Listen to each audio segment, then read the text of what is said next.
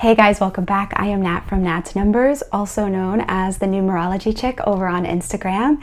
And as you can tell from the title, we are going back to basics and we're going to be talking about personal years versus universal years in numerology. So in this video, I'm going to share with you how to calculate each one of these timing cycles, the difference between the two, the benefits of knowing each one of these timing cycles.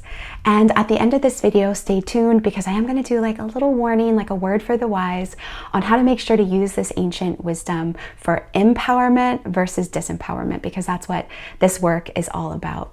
So if you are finding these Friday morning uploads helpful and you want more, please share the love, like, subscribe, comment. You guys, that helps out tremendously in getting this information to more people. All right, so first of all, there are a lot of different timing cycles in numerology, and by the end of this video, I'll share with you why I don't put a ton of emphasis on those other ones, but the most common two that you'll hear about are universal year cycles, which we all are collectively going through together, and personal year cycles, which are timing cycles that are unique to every single one of us, okay?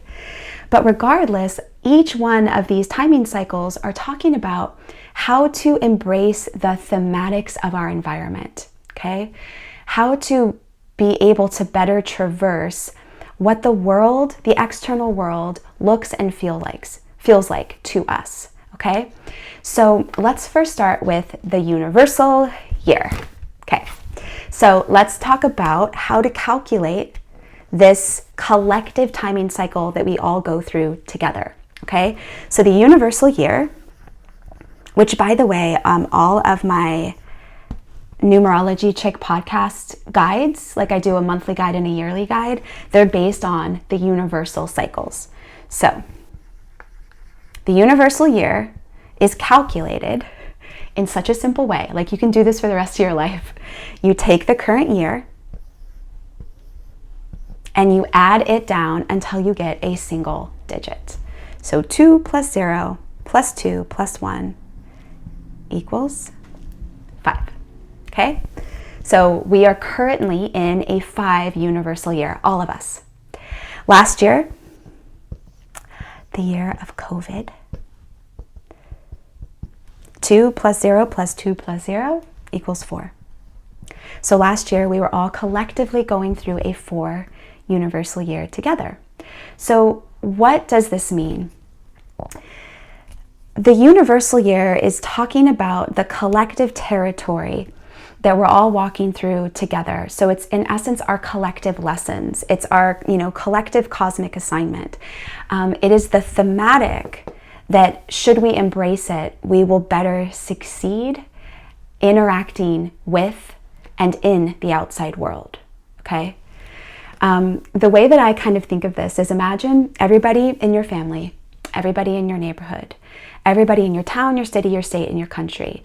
All of those people are standing at this boundary at the new year, stepping into a new land. So maybe that new land is a meadow or a swamp or mountaintops, but we're all going to go through something together. We're going to go through a journey together where there is a fundamental theme or archetype that is dominant. So in 2020, the year of COVID, it was a 4 universal year, which is all about building a solid foundation for our future. So this is a year where we're forced to be practical.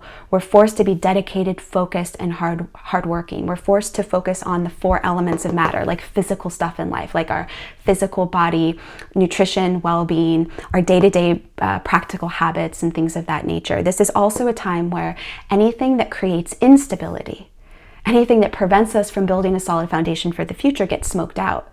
And so you can see that collectively, that is kind of what we just went through, right? And so now we're stepping into this 5 universal year, which is a year that's all about change, progress, transformation, excitement. It can sometimes mean chaos and upheaval, but for those of us that know how to leverage the 5, we're able to truly thrive. Okay, so imagine that we're all collectively walking into this energy of the 5, this, like, let's say it's like a dense wooded forest or something, right? If we know where we are, and we know maybe the supplies that we're going to need. We know how to climb trees or something like that. We're going to better succeed than those who might actually resist this thematic. Does that make sense? So we're collectively going through this.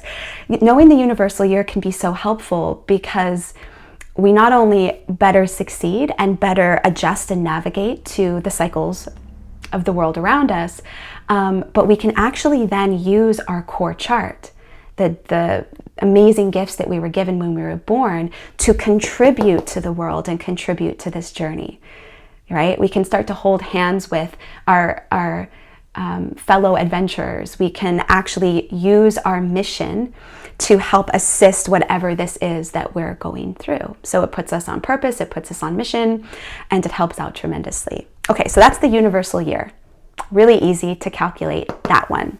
All right, so now let's talk about the personal years. And this is where it gets really juicy because this is unique to you. So you might be going through a different personal year than your spouse, your friends, your business partner, etc. So it's really important to know this. So I'll tell you how to calculate it and then we'll dive into what it means. So the personal year is really easy to calculate. You're going to take your month plus the day that you were born plus the universal year that we just calculated. You're going to add those all together to get your personal year. Okay, so let's say you were born the first month of the year, January, and you were born on the second day, January 2nd. The universal year for 2021, remember, is a 5. 5, 6, 7, 8. So a person born on January 2nd would be in an 8 personal year. Okay, so let's do one more example. So let's say you were born in August, okay, and you were born the 27th, August 27th. Again, we're all in the same, universal year. So there we go. So 7, 8, 9. So 27 is actually 9. Okay. 8 plus 9 plus 7. What is that? You'd think that I should know. 9, 10, 11, 12, 13. So that actually adds down to 4. Is that right? 8 plus 9 is 17. Plus 5, 17, 18, 19, 20, 21, 22. It's a 22 4. So this person is a 22. See, this is like, you'd think I was good at math. I'm not. I'm horrible at math. So this person would be in a 22-4 personal year. Okay. So what does the personal year mean? Because the personal year is a combination of the universal year with basically a component of you, it's talking about what this year is actually going to look like and feel like for you. And it's going to talk about the circumstances, the opportunities that you will run into, the unique challenges and lessons that you might face to succeed in this territory. Okay? So think about if you've ever gone on a hike with a bunch of people. Okay? I go on a hike with my husband and my daughter, and we're all hiking through the same forest, right? But we're having very, very different experiences of hiking through this forest. And so my daughter, for instance, is complaining about how she hates nature and she wants to be back in the city. And my husband's like quiet because he's vigilant watching for predators, and I'm just like focused on the goal of getting to the top, right? And getting a workout in or whatever. We are each having very different experiences of walking through this same territory. We all have to be accepting and aware to some degree that this is the territory that we're in.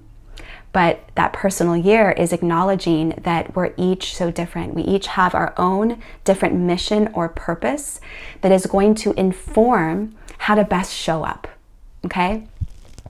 I have a really funny story. So over on Instagram, we were talking about 2020, and there were so many people that were like, please, Nat, tell me that 2021 is going to be better than 2020.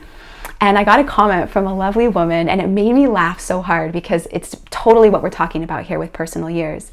She, in 2020, was in a 7 personal year. And she said that it was like the best year ever. She loved it so much, okay? Because her personal year was actually all about, the 7's all about introversion, going within, diving deep into self-discovery, you know, maybe even pursuing some sort of new realm of study of some kind. It's usually a quiet time. It's usually a time of solitude or seeking solitude, right? And so her experience of the year of COVID was so drastically different than other people, right?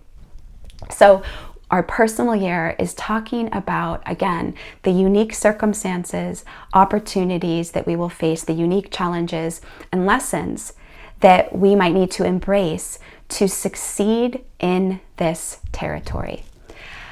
Now, I found an incredible resource for you guys. Felicia Bender is a phenomenal numerologist, okay? She's a fellow numerologist. She's amazing, and she has incredible, like, written educational content. So I'm gonna put a link in the description box. She did a beautiful blog article on personal year cycles, all right? And on every single personal year cycle, and the questions to ask yourself, the things to embrace. So I highly recommend to go check that out. And if you want one-on-one support and transformation, there is a link in my bio to work with me one-on-one. This gets into the word of warning and the disclaimer that I have for you guys. This may be a little confronting, but I'm saying it to myself as well. So I've noticed that there seems to be sort of an archetype of a person that focuses a lot on timing cycles and numerology. And if they come to me as a client, they usually don't stay. And so these are people that they are getting knee deep into understanding all of the different timing cycles that are going on, and they want to know the monthly cycles, the daily cycles that they're in, and it sort of becomes an obsession. And if this is you, I want to just have a moment with you to remind you that numerology is teaching you how to honor the way that you were designed. Timing cycles can really help us show up as our best selves. They can help us get ideas and inspirations, a little bit of direction of how to show up to help out the world, how to show up to move forward and progress in our own lives. But honestly, I want you to spend 10% of your time and energy on timing cycles. The power lies in your confidence code, the core numbers in your numerology chart. If you find yourself sort of diving in more into timing cycles, chances are you are giving your power away to external forces. You're functioning under this old premise, and we all suffer from it. It exists in the New Age spiritual community, but you're like backpedaling into that old belief process or premise that the external world holds more power over your fate and your destiny than you do. That is not what these timing cycles are about at all, okay? They're just about learning how to take your intentions, your goals, your desires, and who you are, and learning how to best support those things out in the world.